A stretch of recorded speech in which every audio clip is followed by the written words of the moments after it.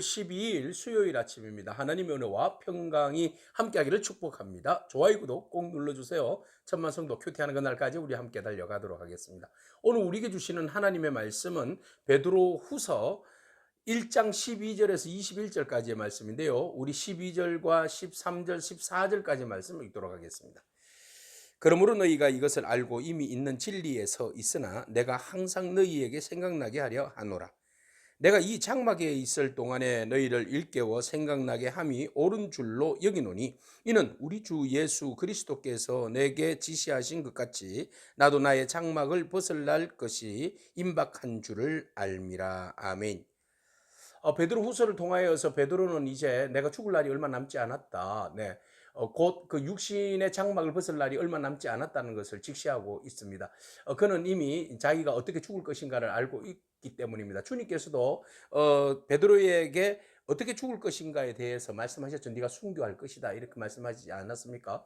그래서 이제 베드로는 이제 직감을 한 거죠. 내가 네로의 박해로 인하여서 감옥에 갇히고 내가 이곳에서 얼마 있지 않아서 죽을 것이다. 그래서 AD 68년에 베드로는 이제 전설에 의하면 십자가에 거꾸로 못 박혀서 죽었다. 이런 이제 순교사를 우리는 알고 있습니다. 자, 그래서 베드로는 마음이 급합니다. 왜냐하면 모든 믿음의 사람들이 박해로 인하여서 막 흩어져 있는데 그 흩어짐으로 인하여서 신앙도 흩어지는 그런 경향을 급격하게 되는 것을 보기 때문에 그렇습니다. 그래서 베드로는 그 이 흩어져 있는 마음들을 하나로 모읍니다. 자, 베드로 후서를 통하여서는 더욱더 우리가 진리의 말씀 가운데 우리가 하나로 뭉쳐야 된다라는 것을 직시하고 있죠. 그래서 많은 이단 사상들이 교회에 들어와서 교회를 막 혼잡하게 만드는데 특별히 로마에 있는 교회는 상당히 그 철학적인 교회잖아요. 그래서 철학과 신화가 굉장히 교회 안에 깊이 파고 들어와 있는데 그 중에 하나가 이제 영지주의가 들어와 있죠.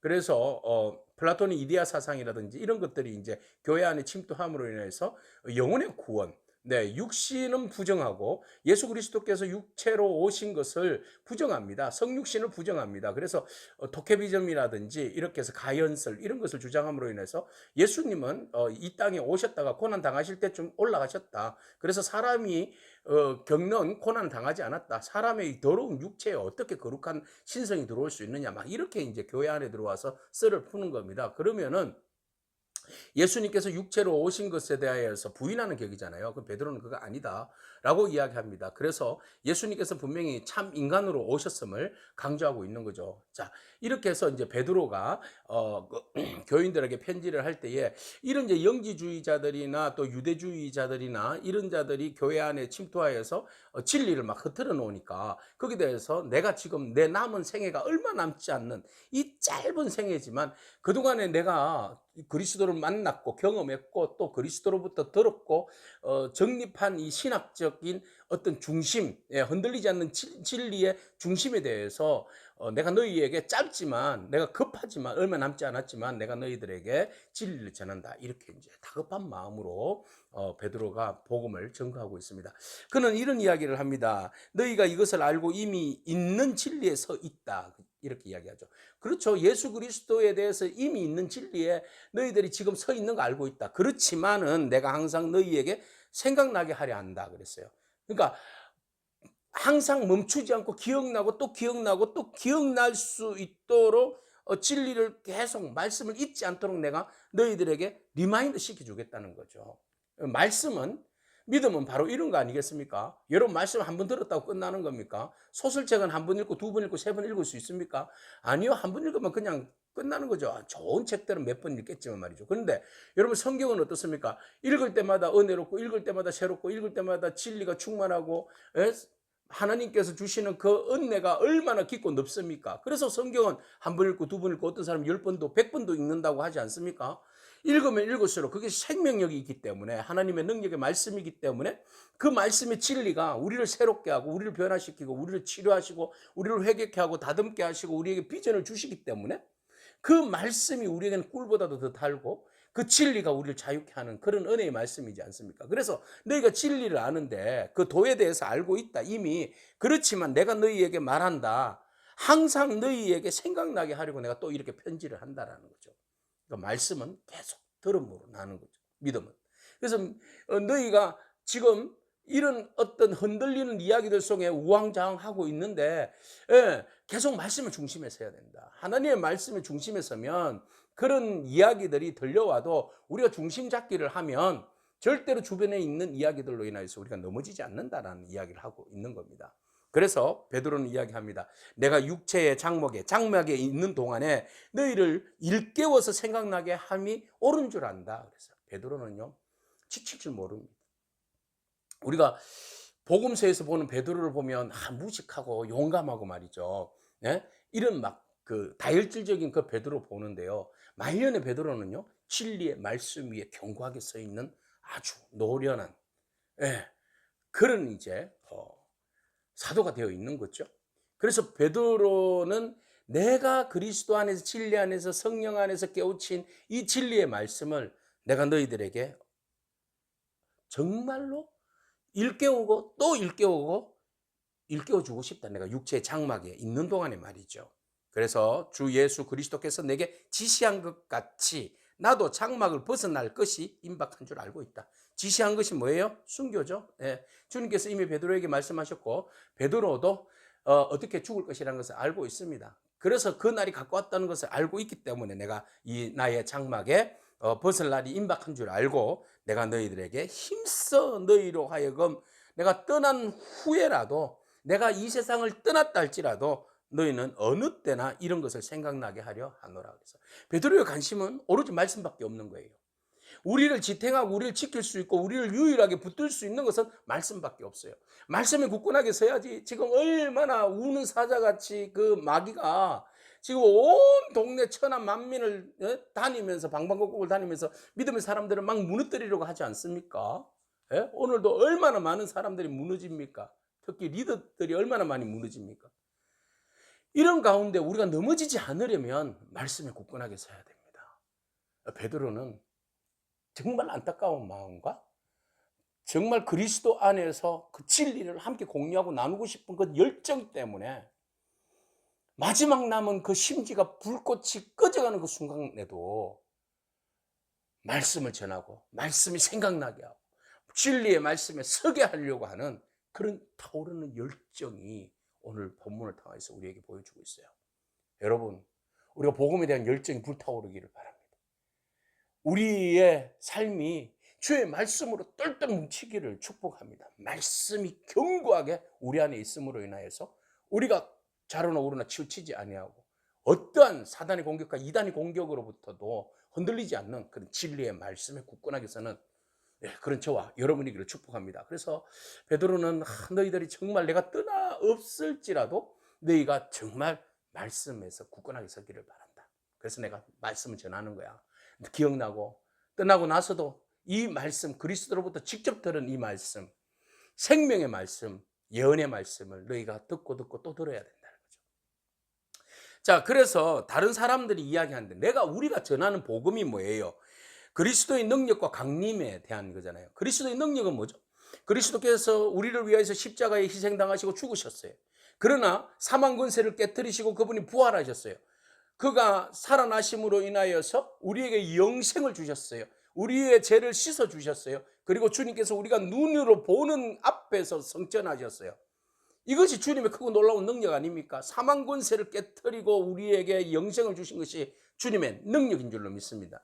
그리고 주님의 강림을 이야기했어요. 이 앞으로 미래에 일어날 일이잖아요.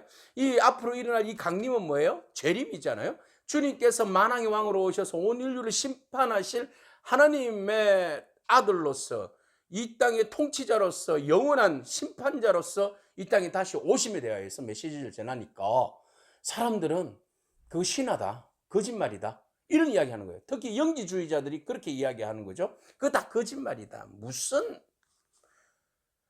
그런 논리들로 인하여서 교회가 막 흔들리는 거예요. 그래서 베드로가 이야기합니다. 흔들릴 필요 없다. 우리가 전하는 이 크고 놀라운 능력과 강림에 대해서는 교묘하게 만든 이야기를 따르는 거라고 이야기하는데 내가 친히 그걸 봤다. 주님께 봤다. 내가 주님께서 정말로 강림하시는 분이신 것을 나는 변화산상에서 봤다. 내가 직접 눈으로 봤다는 거 아니겠습니까? 그래서 주님께서 베드로와 야고 요한과 함께 더불어서 변화산상에 올라가서 모세와 엘리야를 만나서 하나님께서 친히 이는 내 사랑하는 아들이요 내 기뻐하는 자라라는 그 음성을 내가 들었고, 그리고 주님 그 보시는 앞에서 변화되는 모습 보았고, 그리고 모세와 엘리야가 주님과 대화하는 것도 보았고, 그리고 다시 올라가는 것도 우리가 사라지는 것도 봤다. 그래서 그 모습을 봤을 때 주님의 강림하심이, 재림이 이런 모습으로 임하시겠구나라는 것을 확신하고 있다. 그래서 나는 다 봤다는 거야. 변화산에서, 거룩한 산에서 하늘로부터 난 것을 나는 들었고 다 봤다. 우리에게는 더 확실한 예언이 있다. 자, 예언이 있는데 내가 이렇게 본 것도 중요하지만 또 이미 확실한 예언이 있잖아요. 주신 예언, 주신 말씀이 이미 우리에게 들어와 있는데 이 말씀의 역할을 보세요. 19절에 보면 우리가 그 충분한 말씀들을 또 알고 그분에 대해서 예언하신 그 말씀들, 선지자들을 통해서 예언하신 말씀들, 구약의 39권의 말씀들을 우리가 알고 있는데 이 말씀은 어두운 데를 비추는 등불과 같다. 그렇죠. 말씀의, 예언의 말씀이 우리의 삶의 등불과 같아요. 그런데 그 말씀이 날이 새어서 샛별이 너의 마음에 떠오르면 그 말씀은 어떻게 해요? 기한은 끝나는 거잖아요. 그죠? 그 예언의 말씀은 끝나는 거예요. 왜? 그때부터는 예언의 말씀은 누구를 향하여 가리키고 있어요? 예수 그리스도를 향하여서.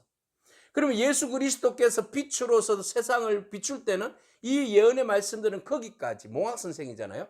거기까지만 유효한 거죠. 그때부터는 누구의 빛이 더 비치는 겁니까? 예수 그리스도의 빛이 모든 예언의 말씀의 빛보다도 더 위에서 비춰주는 거죠. 그래서 샛별이 너의 마음에 떠오르기까지 너희가 이것을 주의하는 것이 옳다. 네. 그래서 주의 깊게 하나님 말씀을, 예언의 말씀을 잘 받아들이는 게 중요하고, 예수 그리스도께서 우리 가운데 영원한 말씀의 진리로 임할 때에 그 말씀은 우리에게서 엄청난 역사가 일어나는 놀라운 능력으로 임한다는 겁니다. 그래서 우리가 예언의 말씀에 대해서 보세요. 먼저 알 것은 성경은 모든 예언, 성경에 있는 모든 예언, 주시는 모든 예언의 말씀은 사사로이 풀 수 없다. 왜? 사람을 통하여 주신 말씀이지만 그것은 하나님의 성령의 감동으로 쓰여져 있는 말씀이기 때문에 우리의 생각과 우리의 철학과 우리의 사상으로 사사롭게 그 말씀을 이렇게 저렇게 풀 수 없는 거죠. 성경은 성령으로 풀어야 돼요. 말씀은 말씀으로 풀어야 되잖아요. 그래서 하나님의 말씀을 임의로 내 마음대로 풀면 그것이 이단이 되는 것이고 자기가 구세주가 되는 것이고 자기가 하나님이 되는 거 아니겠습니까? 그런 위험성과 그런 거짓됨을, 잘못된 신학과 잘못된 생각들, 이런 이단적인 사고들을 우리가 피하기 위해서 우리가 성령의 조명을 받아야 되는데 굉장히 우리의 자의적인 해석은 위험하다라는 것입니다. 그래서 베드로는 말합니다. 예언은 언제든지 사람의 뜻으로 낸 것이 아니요 오직 성령의 감동을 받은 사람들이 하나님께 받아서 말한 것이다. 그래서 예언의 말씀에 대해서 말하는데 이 말씀은 하나님의 감동에 의해서 주어진 말씀입니다. 하나님의 감동에 의해서 주어진 말씀이 우리 성경 말씀 아니겠습니까? 다른 어떤 예언의 그 바로 직통 계시라고 해서 막 주는 말씀들을 막 퍼뜨리는 사람들, 때로는 그 말씀이 하나님의 말씀일 수도 있지만 그러나 상당히 많은 위험성을 가지고 있잖아요. 우리에게 영원히 흔들리지 않는 정말 성령의 감동으로 이미 우리에게 주신 예언의 말씀이 있는데 이 성경 말씀을 우리가 기초로 하여서 그 말씀이 주시고 깨닫게 하시고 방향을 제시해 주시고 우리로 하여금 더욱더 그리스도의 진리를 알게 하시는, 생각나게 하시는 그 말씀을 따라서 순종하는 것이 정말 건강한 신앙입니다 라는 것이죠. 베드로는 말합니다. 진리의 말씀에 굳건하게 서고 예사롭게 함부로 해석되어지고 함부로 말하는, 성경을 풀었다고 이야기하는 그 예언자들의 말을 듣지 말아라. 오직 예수 그리스도의 빛으로 인하여서 주어진 그 진리의 말씀, 많은 예언들이 있지만 그러나 그리스도께서 완성하시고 그리스도께서 주신 그 말씀이 예언의 최절정판인데 그 말씀에 기초하여서 모든 성경은 해석되어져야 되고 예수 그리스도를 중심으로 인해서 모든 성경의 예언들은 예수 그리스도께로 집중돼야 돼. 기독론이 돼야 된다. 그래서 그리스도를 향한 모든 성경은 해석되어져야 되고 그리스도께서 하나님의 아들이시고 참 인간이고 참 하나님이 되심을, 그리고 우리에게 크고 놀라운 능력으로 구원하심을 믿어야 되고 그분은 반드시 재림한다는 사실에 대해서 우리가 말씀을 통해서 믿고 그분에게 순종해야 한다라고 베드로는 강력하게 주장하고 있어요. 오늘 이 말씀을 바라보면서 베드로 마지막 죽음을 앞두고 있는 그 순간까지도 복음을 증거하는 열정이 불타오르는 그 모습을 보면서 우리가 주어진 사명에 대하여서 죽도록 충성하는, 마지막까지 충성하는 저와 여러분을 축복합니다. 말씀을 진리를 아는 데 있어서 나 그 말씀 다 알아가 아니라 말씀의 진리에 대해서 우리의 너는 언제나 부족함을 알고 말씀을 또 읽고 묵상하고 깨우치고 그렇게 함으로써 우리가 말씀으로 인해서 더욱 무장되어지고 그리스도의 분량까지 자라가고 자람으로써 겸손하고 겸손함으로써 주의 나라를 위하여서 지극히 헌신하는 그런 저와 여러분들의 삶이 되기를 축복합니다. 아멘. 기도하겠습니다. 주님 감사합니다. 배운 바를 잊지 않고 기억하는 성도가 되기를 간절히 바라는 베드로의 모습을 바라봅니다. 하나님, 우리가 말씀을 듣고 말씀을 알지만 말씀을 잊어버리고 또 말씀을 잘못 해석해서 엉뚱한 길로 가거나 나태하거나 주저앉아 있는 그런 연약한 모습을 살지 않도록 하나님께서 언제나 우리를 깨우쳐 주시옵소서. 하나님, 늘 언제나 우리가 깨어있게 하시고 긴장하게 하시어서 주의 말씀을 순종함으로 인하여서 마지막 때를 살아가는 저희들이 좌로나 우로나 흔들리지 아니하고 오직 주신 주님의 말씀에 순종하고 또 우리에게 맡겨주신 일들에 대하여서 최선을 다함으로 죽도록 충성하는 그런 저희들의 삶이 되어질 수 있도록 주님 인도하여 주시옵소서. 마지막까지 우리에게 크고 놀라운 일을 행하신 예수 그리스도를 찬미하고 주님 다시 오시는 그 재림의 날을 손꼽아 기다리면서 믿음의 경주로 쉬지 않고 달려가는 저희들의 삶이 되게 하여 주옵소서.